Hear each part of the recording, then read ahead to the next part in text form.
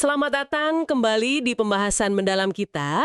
Anda pernah tidak saat merenung gitu, bertanya-tanya gimana sih sebenarnya cara kerja isi kepala kita ini? Kompleks banget ya, abstrak gitu. Terus gimana para ilmuwan mencoba bikin semacam peta untuk sesuatu yang ya nggak kelihatan kayak pikiran. Nah, hari ini kita bakal kupas bab 4 dari sumber kita, The Brain-Shaped Mind. Fokusnya ke fondasi penting nih, teori sama model.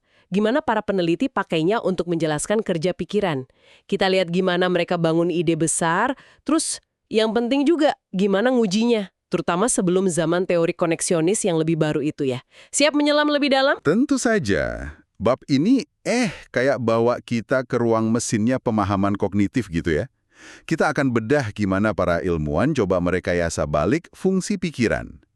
Yang penting banget di sini, bedain antara teori yang umum sifatnya sama model yang lebih spesifik, terutama model komputasi. Nanti kita juga tengok salah satu upaya awal yang menarik, model jaringan semantik. Kita lihat gimana dia coba petakan pengetahuan, tapi juga kenapa akhirnya ada batasannya gitu. Jadi misi kita memahami alat-alat konseptual ini, kenapa penting, dan apa pelajarannya. Oke deh, mari mulai dari dasarnya dulu. Istilah teori sama model ini kan sering banget ya muncul. Kadang di obrolan biasa rasanya mirip atau malah ketuker. Tapi kalau dalam konteks ilmiah di bab ini, gimana sebaiknya kita bedain keduanya? Pertanyaan bagus. Soalnya bedanya ini cukup mendasar ya dalam cara ilmuwan kerja. Memang berkaitan erat tapi perannya beda. Teori itu kayak upaya bangun kerangka penjelasan yang luas. Dia coba rumuskan prinsip atau hukum umum tentang gimana satu aspek pikiran kerja. Misalnya, gimana kita belajar bahasa, atau ingatan terbentukkan diakses gitu. Teori biasanya lahir dari kumpulan pengamatan, data eksperimen yang udah ada. Seringnya pas penjelasan lama udah nggak cukup lagi. Jadi teori itu semacam penjelasan besarnya gitu ya, yang coba jawab kenapa dan bagaimana secara umum. Dan kalau nggak salah, teori yang bagus itu harus bisa diuji kan? Tepat sekali. Kuncinya teori ilmiah ya, itu harus hasilkan prediksi atau hipotesis baru yang bisa diuji lagi lewat eksperimen. Nah, disinilah model seringkali masuk. Model itu cara yang lebih konkret buat nguji atau mengeksplorasi implikasi dari sebuah teori. Apalagi dalam studi pikiran, di mana kita kan nggak bisa gitu aja buka kap mesin, terus lihat langsung cara kerjanya pas orang lagi mikir atau ngerasain sesuatu. Itu seringnya nggak etis, nggak praktis, atau yang nggak mungkin aja. Oke. Mulai kebayang. Jadi model itu fungsinya kayak semacam arena uji coba buat teori ya. Dan sumber ini spesifik banget nyorot peran model komputer. Itu artinya pikiran kita dianggap kayak komputer gitu? Bukan persis gitu. Meskipun analogi komputer memang sering dipakai ya. Lebih tepatnya gini, model komputer jadi alat yang, ampuh banget. Peneliti bisa bikin program komputer yang unit-unit virtualnya anggap aja representasi abstrak neuron atau kelompok neuron gitu ya. Nah, unit-unit ini diatur biar kerjanya ngikutin aturan atau prinsip dari teori mereka. Kita bisa latih model ini, kasih input, terus lihat output atau perilakunya mirip nggak sama yang kita lihat di manusia. Oh, kayak simulator penerbangan buat pilot yang disebut di sumber. Itu analogi pas banget. Jadi bukan berarti otaknya itu komputer, tapi komputer bisa mensimulasikan proses yang diteorikan terjadi di otak. Gitu ya? Persis! Nah, disitulah kekuatan metodenya. Kalau model komputer berhasil niru perilaku manusia, itu jadi bukti pendukung buat teori di baliknya. Misalnya nih, ada model A, basisnya teori A. Ternyata dia bisa belajar ngenalin kata, bahkan bikin salahnya mirip anak kecil belajar baca. Sementara model B dari teori B gagal. Ya jelas keyakinan kita ke teori A jadi lebih kuat dong. Contoh di bab 4 soal uji teori membaca itu jelas banget nunjukin poin ini. Ada dua kubu kan, teori fonik yang fokus ke hubungan huruf bunyi, sama teori kata utuh yang anggap kata itu dikenali sebagai satu gambar utuh. Gimana model komputer bantu ngujinya? Nah, penelitinya cerdik nih. Mereka bikin dua program komputer beda, masing-masing jalanin prinsip dari satu teori baca itu. Terus, dua model ini dikasih tugas sama, ngenalin kata-kata. Tapi bukan sembarang kata, mereka pakai dua jenis stimulus kunci. Kata pengecualian, exception words, kayak pin atau have di bahasa Inggris, yang lafalnya nggak ikut aturan umum, sama non-kata reguler, regular non-words, kayak nus atau slin. ngikutin aturan ejak tapi bukan kata beneran. Terus yang diukur apanya? Cuma kecepatan atau akurat aja gitu? Lebih dari sekedar benar atau salah. Yang paling penting, mereka bandingin pola kinerjanya. Misalnya, seberapa cepat atau lambat model itu ngenalin kata pengecualian dibanding non-kata reguler. Nah, pola ini dibandingin sama pola kinerja manusia yang ngerjain tugas serupa. Model yang simulasi waktunya paling cocok sama data waktu reaksi manusia, itu dianggap ngasih gambaran lebih akurat soal proses kognitif yang sebenarnya terjadi. Nah, ini dia nih bagian yang menurut saya paling keren. Jadi bukan cuma soal hasil akhirnya sama ya, bisa baca atau enggak, tapi proses menuju hasil itu, termasuk pola susahnya, harus mirip juga. Justru kalau bisa niru kesalahan manusia, itu malah jadi tanda modelnya bagus. Tepat. Itu nunjukin modelnya mungkin nangkep mekanisme yang sama yang dipakai manusia. Dan penting dicatat ya, seperti ditekankan di sumber, model-model ini, apalagi model koneksionisme yang nanti kita bahas lagi, biasanya dibuat berdasarkan secara longgar aja sama pengetahuan kita soal detail otak saat itu. Mereka nggak coba replikasi tiap sinaps atau molekul.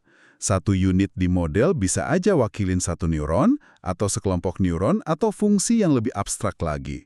Fleksibilitas ini penting karena fokusnya kan di prinsip pemrosesan informasi, bukan replikasi biologis yang kaku banget. Paham. Jadi model komputer ini alat simulasi yang kuat ya buat nguji teori proses mental. Nah sekarang sebelum model canggih kayak koneksionisme ini populer, bab 4 kan bahas salah satu upaya pemodelan awal yang cukup berpengaruh, model jaringan semantik. Itu idenya gimana kerjanya? Model ini berkembang pesat di era 1960-an. Inspirasinya langsung dari observasi biologis. Kalau otak itu terdiri dari jaringan neuron yang nyambung-nyambung, idenya, kerasa intuitif banget ya.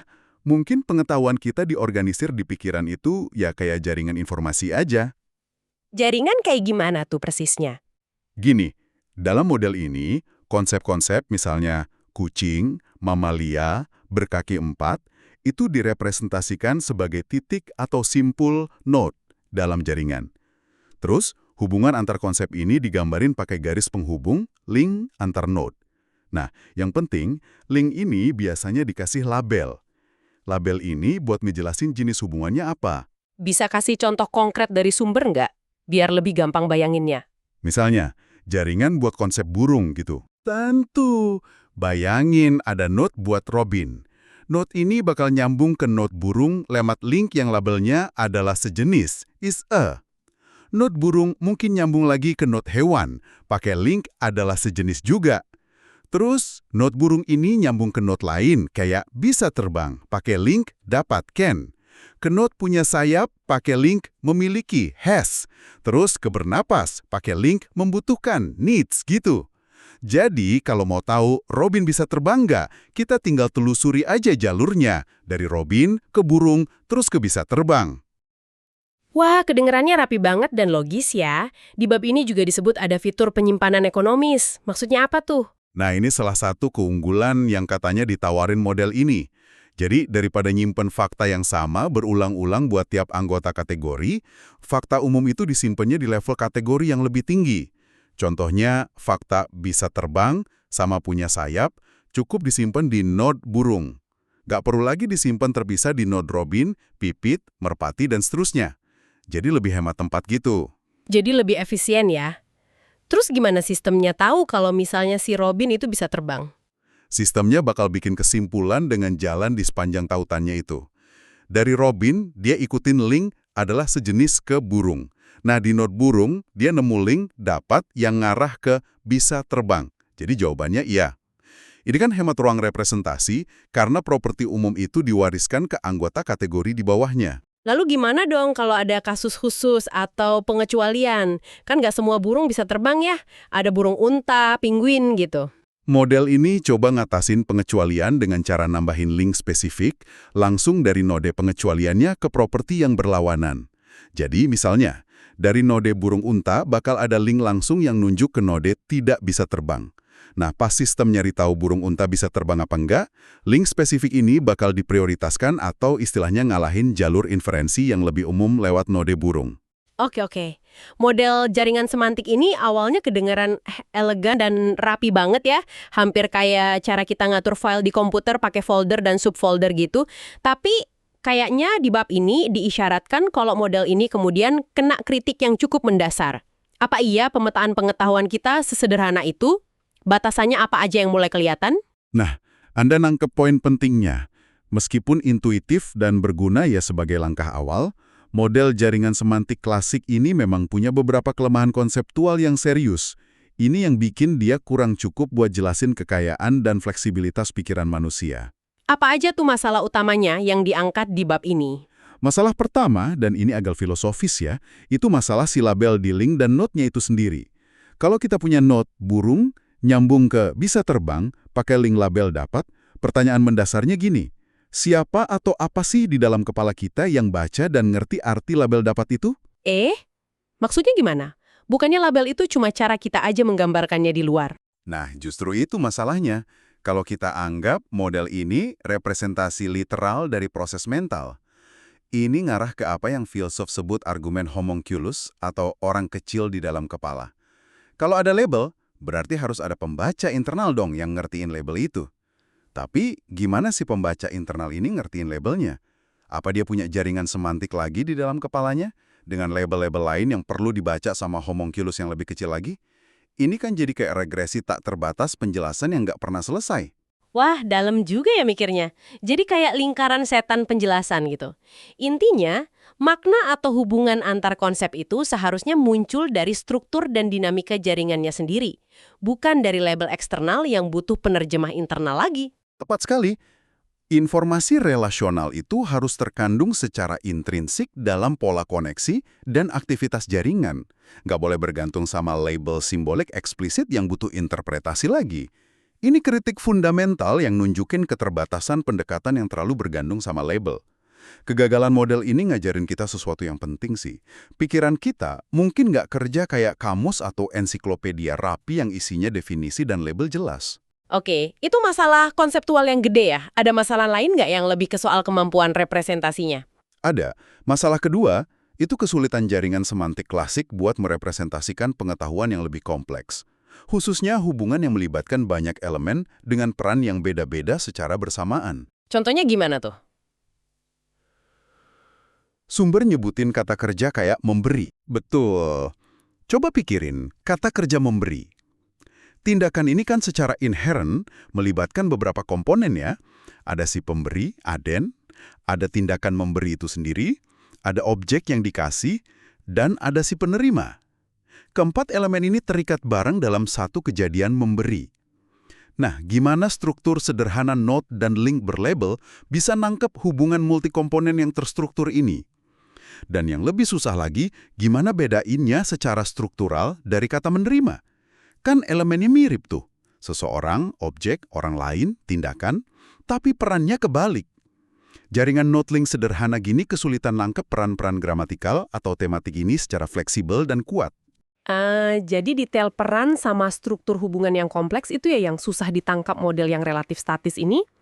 Modelnya jadi terlalu nyederhanain cara kita ngerti dan pakai bahasa serta konsep dunia nyata gitu ya. Bisa dibilang gitu. Keterbatasan dalam nangani masalah label tadi, argumen homunculus, sama kesulitan merepresentasikan relasi konseptual yang kompleks, plus fakta bahwa model ini awalnya kurang fokus ke gimana pengetahuan nyambung ke persepsi dan tindakan, nah itu jadi pendorong kuat buat ilmuwan nyari alternatif. Keterbatasan inilah yang buka pintu lebar-lebar buat pengembangan teori dan model lain, kayak teori koneksionis, yang coba ngatasin masalah ini pakai pendekatan beda, lebih fokus ke pola aktivitas terdistribusi di seluruh jaringan, bukan di simpul dan label individual. Kalau gitu dari penjelajahan kita di bab 4 ini, jelas banget ya kelihatan gimana para ilmuwan kognitif pakai berbagai alat konseptual buat bongkar misteri pikiran. Teori ngasih peta jalan umum, sementara model, apalagi model komputer, jadi semacam laboratorium virtual yang krusial buat nguji layak nggaknya peta jalan itu. Benar sekali. Kita udah lihat betapa gunanya model komputer buat simulasi proses mental yang nggak bisa kita amati langsung. Buat bandingin prediksi dari teori-teori yang saingan, kayak di kasus teori membaca tadi. Dan yang penting juga, kemampuan model buat niru pola kesalahan manusia, yang justru ngasih validitas lebih dalam. Kita juga udah kupas salah satu upaya pemodelan awal yang penting, jaringan semantik. Iya, jaringan semantik dengan ide intuitifnya soal pengetahuan sebagai jaringan node konsep dan link hubungan berlabel. Lengkap sama konsep penyimpanan ekonomisnya yang menarik itu. Tapi kita juga identifikasi batasan yang fundamental ya. Argumen homunculus nyorot jebakan konseptual dari pakai label eksplisit, terus kita lihat gimana model ini susah nangani representasi pengetahuan relasional yang kompleks, kayak peran dalam kejadian memberi. Justru keterbatasan inilah yang berharga banget, karena dorong sains ke arah pendekatan baru yang lebih mampu nangkep nuansa pikiran. Ini benar-benar gambarin sains sebagai proses evolusi gagasan ya. Model lama, walau terbatas, naruh fondasi dan nunjukin tantangan buat model berikutnya. Nah terus, pertanyaan apa nih yang bisa kita bawa pulang buat direnungkan lebih lanjut oleh Anda, pendengar kami, dari bab 4 ini? Mungkin pertanyaan ini ya, kalau model terstruktur rapi kayak jaringan semantik dengan note dan labelnya, ternyata terlalu kaku dan sederhana buat nangkap kekayaan pikiran, sementara di sisi lain, model-model yang lebih baru kayak koneksionisme, yang bakal kita sentuh lagi nanti, ngandalin pola aktivitas yang kompleks banget dan terdistribusi di seluruh jaringan. Nah, gimana sebenarnya pikiran kita ini ngelakuin aksi penyeimbangan itu? Gimana caranya dia bisa punya representasi yang cukup terstruktur dan stabil, biar kita bisa mikir logis dan pakai bahasa, tapi di saat yang sama juga cukup fleksibel, dinamis, dan kaya nuansa buat adaptasi sama dunia yang terus berubah dan penuh hubungan rumit. Di mana letak seimbangan ajaib antara struktur dan fleksibilitas itu ya? Pertanyaan yang bikin mikir lebih dalam, gimana pikiran menari di antara keteraturan dan kekayaan nuansa? Sebuah teka-teki yang menarik untuk terus dieksplorasi. Terima kasih sudah menyimak pembahasan mendalam kita kali ini. Sampai jumpa di kesempatan berikutnya.